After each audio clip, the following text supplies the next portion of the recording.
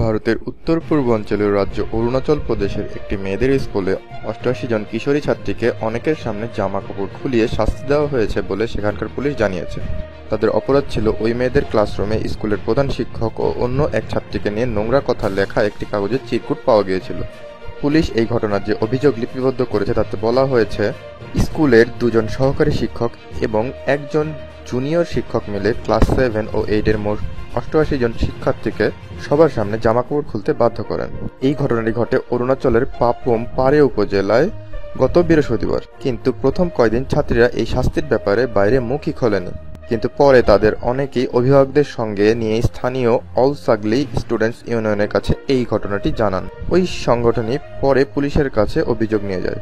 পাপুমপারে জেলার পুলিশ প্রধান টাম্মে আম্মো আজ বৃহস্পতিবার নিশ্চিত করেছেন যে অলসাগলি স্টুডেন্টস ইউনিয়নের পক্ষ থেকে এই ঘটনায় একটি এফআইআর দায়ের করা হয়েছে। ভিডিওটি কেমন লাগলো? ভিডিওটি ভালো লাগলে লাইক দিবেন এবং আমাদের চ্যানেলটি সাবস্ক্রাইব করে পাশে থাকবেন।